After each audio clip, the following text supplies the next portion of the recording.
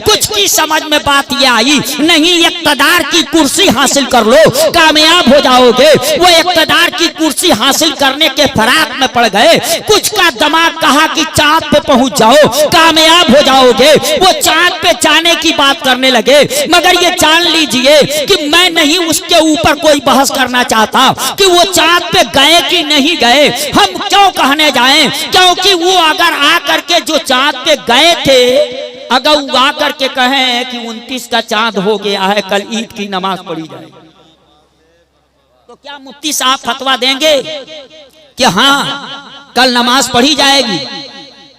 नहीं ना। उनकी गवाही हमारे वहां काबिले कबूल ही नहीं है।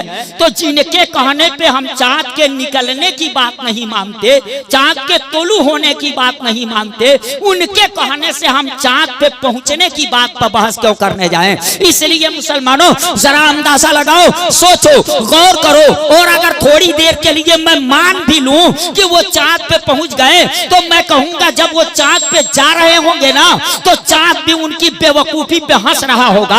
ये दुनिया के बेवकूफ हैं, कामयाबी लेने के लिए मेरे पास आ रहे हैं। इन बेवकूफों को ये भी नहीं पता है कि कामयाबी यहाँ नहीं मिलती है, कामयाबी यहाँ नहीं हासिल होती है। उन बेवकूफों को कामयाबी ही लेनी थी, तो मेरे पास आने की क्या जरूरत है? अरबों खरबों डॉलर खर्च करके वो मेरे पास आ रहे हैं कामयाबी हासिल करने के लिए। मगर उन नादानों की समझ में आ जाना चाहिए, मैं वही चांद हूँ जो पैगंबर के एक इशारे पे टूट गया था और पैगंबर के एक इशारे पे जुट गया था। इसलिए अगर उनको कामयाबी चाहिए तो इस चांद के पास ना आकर के उस चांद के पास गए होते जिसके एक इशारे पे चांद को टूटना पड़ा था, और जिसके एक इशारे पे चांद को जुटना पड़ा था, जिसके एक इशारे पे डूबे हुए सूरज को पलटना पड़ा था। उन बेवकूफों को कामयाबी चाहिए तो वहां जाना चाहिए, मगर यहाँ आ रहे हैं। वो गए, वो चांद पे अपना ऐलान कर दिया कि हम चांद पे पहुंच गए, मगर जब पलट करके आए तो दुनिया ने सवाल किया, बताओ ये अरबों खरबों डॉलर खर्च करके तुम चांद पे गए थे, बताओ वहां से लाए क्या हो? बेकरार दुनिया के लिए करार लेकर के आए हो, बेचैन दुनिया के लिए चैन लेकर के आए हो, अशांत दुनिया के लिए क्या शांति लेकर के आए हो? तो उनका जवाब सिर्फ यही मिला था, मुट्ठी भर खाक लेकर के आए हैं, थोड़ा सा पत्थर लेके आए हैं। अरे नादानो, ये अरबों खरबों डॉलर खर्च करके मुट्ठी भर खाक उठा करके लेके चले आए। इस धरती पे क्या उसकी कमी थी और उससे क्या फायदा हो गया इस धरती पर? क्या इसी का नाम कामयाबी है? मगर मुसलमानों कुछ ने तय किया चांद पे पहुंचना कामयाबी है, वो चांद पे पहुंचने की बात करने लगे। कुछ ने सोचा सूरज की शुआओं को गिरफ्तार कर लेना कामयाबी है, वो सूरज की शुआओं को गिरफ्तार करने लगे। मगर कामयाब इसमें से कोई नहीं, कोई कामयाब नहीं। अब आप पूछोगे कैसे, तो मैं कहूंगा अगर दौलत इकट्ठा कर लेना कामयाबी होती तो कारून सबसे बड़ा कामयाब होता, क्योंकि वो तो बहुत दौलत इकट्ठा किया था, इतने खजाने उसके पास थे कि आता है कि उसके तिजोरियों के चाबियों का जो गुच्छा था वो इतना वजनी था कि उसको एक जगह से दूसरी जगह ले जाने के लिए 2-4 ताकतवर आदमी की जरूरत पड़ती थी, जो उठा करके खच्चर पे लाते थे। तब चाबियों का गुच्छा एक जगह से दूसरी जगह जाता था। जब चाबियां इतनी थी तो ताले कितने रहे होंगे, और जब ताले इतने थे तो तिजोरियां कितनी रही होंगी, और जब तिजोरियां इतनी थी तो खजाना कितना रहा होगा। मगर आज तक किसी ने कारून को कामयाब नहीं कहा। दौलत का तो अंबार उसके पास था, अगर दौलत की बुनियाद पे कोई कामयाब होता तो मुसलमानों कारून को कामयाब होना चाहिए। आलीशान बिल्डिंग बनवा के कोई कामयाब होता तो सद्दात को कामयाब हो जाना चाहिए, क्योंकि उसने जन्नत बनवाने का काम किया था। शराब अंदाजा लगाइए, सोचते चले जाइए। और अगर इक़्तिदार की कुर्सी हासिल कर लेने में कामयाबी मिलती तो नमरूद को कामयाब हो जाना चाहिए, क्योंकि वो तख्त वाला भी था, वो ताज वाला भी था, वो राज वाला भी था, वो लश्करों सिपाह वाला भी था, सारी चीजें उसके पास थी, मगर मुसलमानों उसको भी कोई कामयाब नहीं कहता। नमरूद भी कामयाब नहीं, साहबे इक़्तिदार होकर के कामयाब नहीं, कारून भी कामयाब नहीं, दौलत वाला होकर के कामयाब नहीं, मुसलमानों शद्दाद भी कामयाब नहीं, आलीशान महल बनवा करके कामयाब नहीं। आप जरा सोचते जाइए, गौर करते चले जाइए, इसमें से कोई कामयाब न हो सका, किसी चीज से नहीं कामयाब हो सका। मैं सोच में पड़ गया, फिर कामयाबी कहां, कामयाबी कहां है, अकामयाब कौन है? बड़ा गौर किया तो पता चला, यही मालूम कर ले कि कामयाबी देता कौन, कामयाब करता कौन है। तो जब ये मालूम किया तो पता चला कामयाबी देने वाला खुदा है, कामयाब करने वाला खुदा है। तो मैंने कहा ये बंदा खुदा ही से क्यों ना पूछ ले कि रब तू ही बता दे। दुनिया वाले तो धोखे में हैं, सबने फैसला किया इसमें कामयाबी, इसमें कामयाबी, इसमें कामयाबी, मगर इसमें कोई कामयाब नहीं। जब कामयाबी देने वाला तू ही है, कामयाब करने वाला तू ही है, तो रब तू बता दे कि कामयाब कौन है। जब ये पता लगाया तो रब का ये ऐलान निगाहों के सामने आया, क़द अफ़लह मन तज़क्का, तहक़ीक़ वो कामयाब हुआ जिसने खुद को सुथरा किया। क़द अफ़लह मन तज़क्का वज़करा रस्मा रब्बिही फसल्ला, वो कामयाब हुआ जिसने खुद को सुथरा किया, रब का नाम जपा और नमाज कायम किया। पहली सीढ़ी जो बताई गई है कामयाबी के लिए, वो अपने आप को सुथरा करना।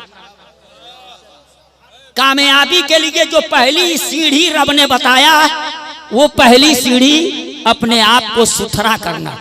मगर ये सुथरा करेगा कौन? ये सुथरा करेगा कौन? क्या सब कर देंगे? तो वो भी कुरान बताता है ये काम किसका है। तो कुरान बताता है वयुज़क्कीहिम वयुअल्लिमुहुमुल किताब वल हिकमा, ये काम मुस्तफा का है। वो साफ करने, वो सुथरा करने का काम करते हैं। मुसलमानों, अब आप कहोगे इस तरक्की के जमाने में क्या उसे हम सुथरा नहीं हो सकते? सुथरा करने के लिए न जाने कितने पाउडर बन चुके हैं, न जाने कितना साबुन निकल चुका है। साबुन तो इतना निकल चुका है कि अब नाम रखने के लिए भी उनको सोचना पड़ रहा है, इसका नाम क्या रखा जाए, इसका नाम क्या रखा जाए। ये सब कुछ बना लीजिए, क्या हम उससे सुथरा नहीं हो सकते? मुसलमानों, मैं कहूंगा सुथरा कैसे हो सकते? पहले तो ये देखो कि तेरे पास है क्या क्या चीज, पहले ये तय करो कि क्या क्या चीज है तो तेरे पास। जब ये तय करेंगे तो आपको मालूम हो जाएगा, ज़हन हाजिर रहे।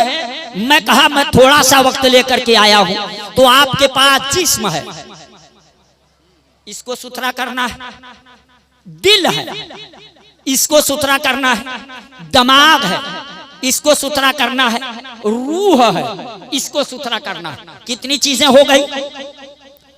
इसका मतलब आप लोग नहीं सुन रहे हैं मेरी बात, वहां तक मेरी आवाज नहीं जा रही। चार, जिस्म, दिल, दिमाग, रूह, ये चार चीजें हुई ना। चार चीजें, एक ही पानी से क्या ये चारों को साफ किया जा सकता है? एक ही पानी से क्या चारों को साफ किया जा सकता है? नहीं, एक ही पानी से चारों को साफ नहीं कर सकते।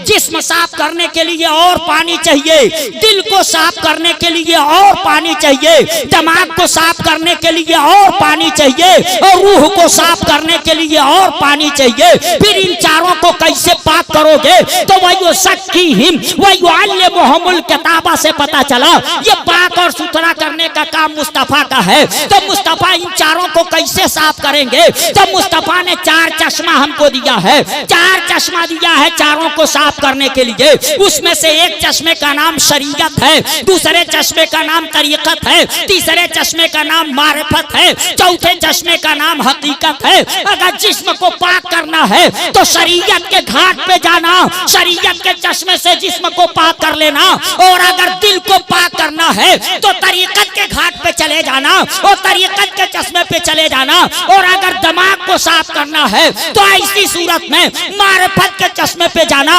और अगर रूह को साफ करना है तो हकीकत के चश्मे पे जाना। इस तरह से इन चारों को साफ करने के लिए मुस्तफा ने 4 चश्मा हमको दे दिया, 4 चश्मा हमको दिया। क्यों?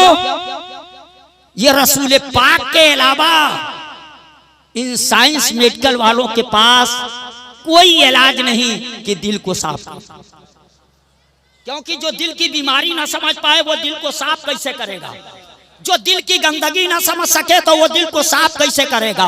और अगर ये कहें कि हम तरक्की कर चुके, हम साफ कर लेंगे, तो मैं कहूंगा जब दिल गंदा होता है, जब दिल गंदा होता है, ऐसी सूरत में मुसलमानों वो शराबखोरी करता है, अय्याशी करता है, अय्यारी करता है, मक्कारी करता है, दगाबाजी करता है, किसी की इज्जत लूटता है। मुसलमानों जब आदमी का दिल गंदा होता है तभी ये काम होता है। वो लोग गलत बोलते हैं कि जुबान फिसल गई, कदम फिसल गया, कलम फिसल गया। नहीं, पहले दिल बिगड़ता है तब जुबान फिसला करती है, पहले दिल बिगड़ता है तब कदम बहका करते हैं, पहले दिल बिगड़ता है तब कलम फिसला करता है। मुसलमानों दिल को साफ नहीं कर सके। अरे दिल को तो साफ मुस्तफा ने किया। बताओ उसका दिल कितना गंदा था जो नंगी तलवार लेकर के चला था, पैगंबर इस्लाम का सर कलम करने के लिए चला था। अगर दिल गंदा नहीं होता तो पैगंबर इस्लाम का सर कलम करने का इरादा लेकर के वो तलवार लेके चला ही नहीं होता। वो मुसलमानों दिल गंदा था, मगर जैसे ही पहुंचा है वो गंदा दिल लेकर के पैगंबर इस्लाम ने साफ कैसे किया था? एक निगाहे तवज्जो डाली थी और वो दिल इतना साफ हो गया कि इसके रसूल के जलवे उसमें नजर आने लगे, तजल्लिये इलाही के जलवे उसमें नजर आने लगे।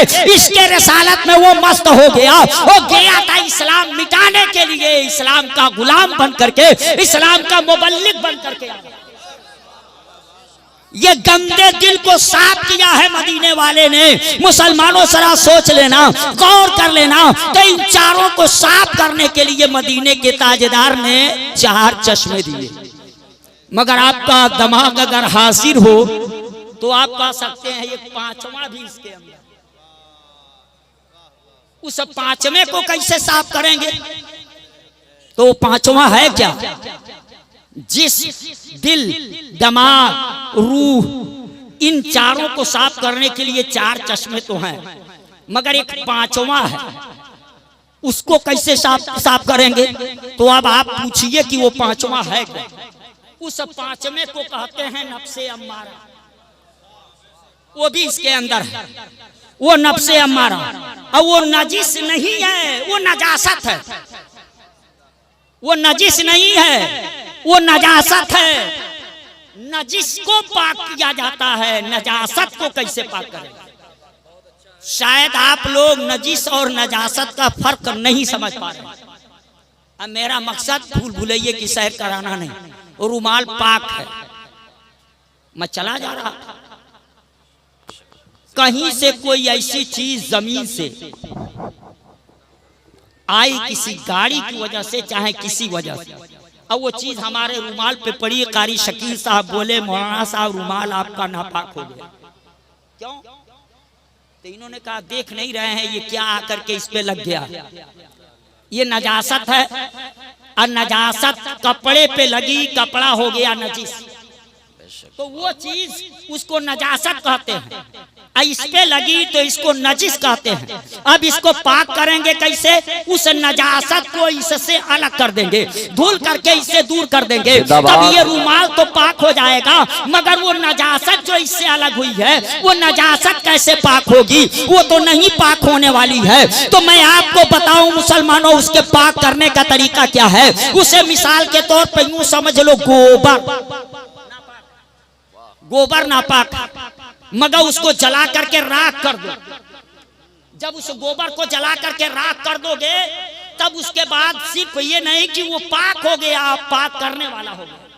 उसकी हकीकत बदल गई। इसलिए जो पांचवा है ना वो नजसुल ऐन है, वो नजिस नहीं, वो नजासत है, वो नफ्से अम्मारा। उसको कैसे पाक करोगे? तो इश्क़े रसूल की आग लगा दो। वो आग लगाओ जो पटरौना का मौलवी नहीं बरेली के ताजेदार कहते हैं, ऐ इश्क तेरे सदके, ऐ इश्क तेरे सदके जलने से छूटे सस्ते, ऐ इश्क तेरे सदके जलने से छूटे सस्ते।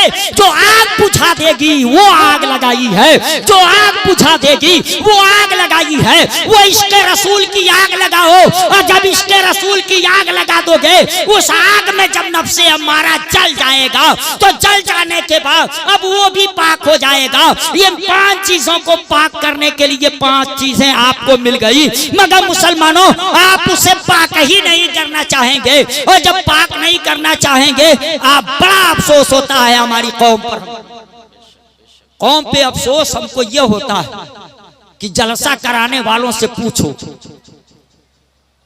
कितनी जूतियां उनको चटकानी पड़ती है, कितनी खड़ी खोटी उनको सुननी पड़ती है, कितने दरवाजों की खाक उनको छाननी पड़ती है, कितनी परेशानियां उठानी पड़ती है जलसा कराने वालों से पूछो।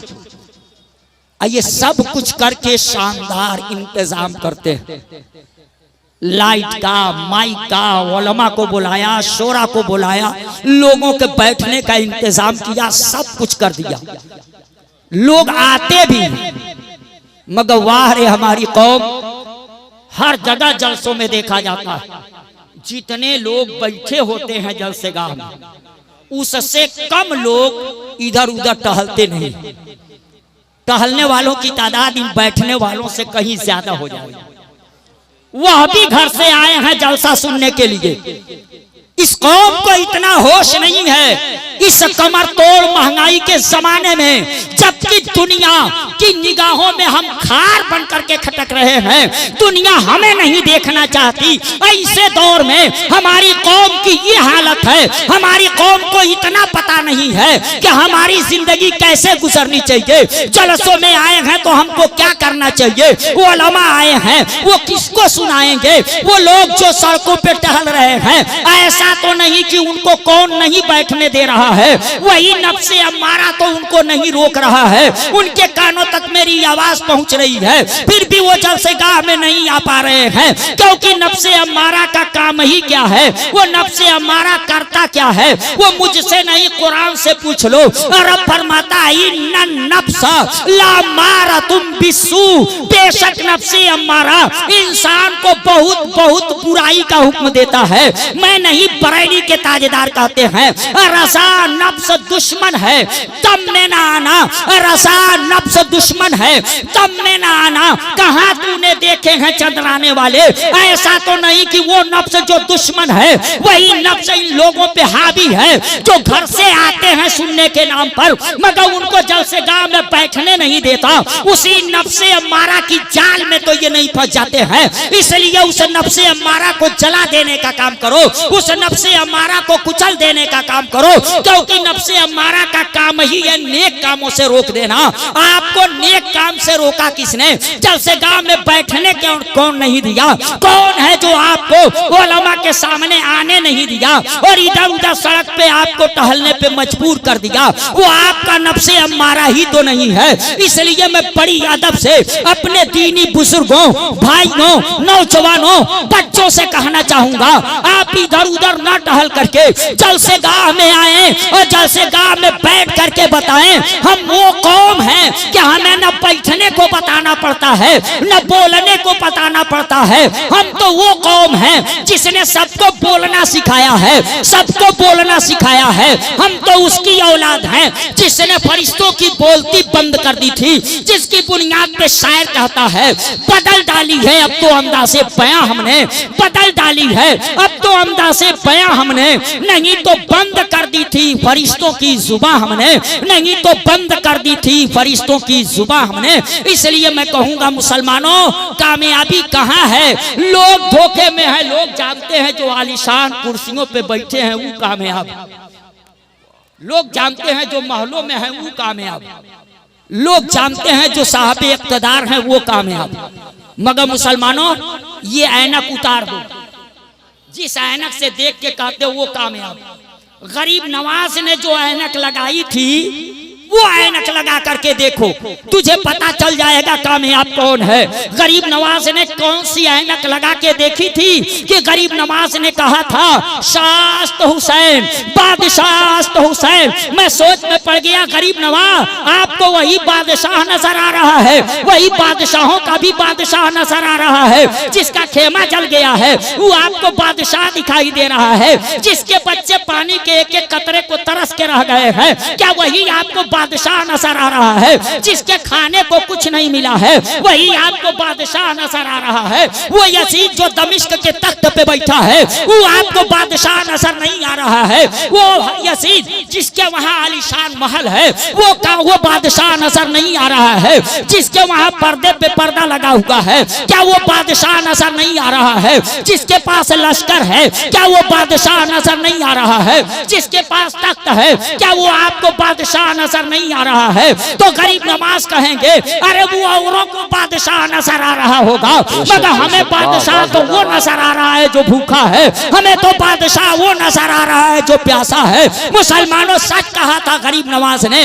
गरीब नवाज ने कहा था शास्त हुसैन, बादशाह हुसैन। भूखे को कहा था, जिसका खेमा जल गया था उसको बादशाह कहा था, जो भूखा रहा उसको बादशाह कहा, जो प्यासा रहा उसको बादशाह कहा, जो मैदाने कारजार में अपना खानदान को कटा दिया उसे कामयाब किया और उसे बादशाह कहा गरीब नवाज ने। क्यों कहा बादशाह? इस आशिकाना न नवाए दिल बराना, और जो दिलों को फतेह कर ले वही फातह जमाना, जो दिलों को फतेह कर ले वही फातह जमाना। हुसैन ने जो काम किया था मुसलमानों, उस काम की बुनियाद पे 1400 साल का जमाना तकरीबन गुजर रहा है, मगर मुसलमानों आज भी हुसैन की अजमतों के डंके बज रहे हैं, आज भी हुसैन की अजमतों के गुण गाए जा रहे हैं। अब पता चल रहा है गरीब नवाज ने सच कहा था। शास्त हुसैन, बादशाह हुसैन, दीनास्त हुसैन, दीपनास्त हुसैन। मुसलमानों वो कामयाब है जिसने खुद को सुथरा किया और रब का जिक्र किया और रब का नाम जपा, नमाज कायम किया, वो कामयाब है। अगर आपको कामयाबी चाहिए तो सारा काम बाद में कीजिएगा, ये तीनों काम पहले कीजिए ताकि आप कामयाब हो जाए। इसी में हमारी आपकी सबकी भलाई है। वाखिरु दावाना अनिल हम्दुलिल्लाहि रब्बिल आलमीन, अस्तगफिरुल्लाह रब्बी मिन कुल्लि ज़ंबिन व तूबु अलैहि। अस्सलामु अलैकुम व रहमतुल्लाहि व बरकातहू।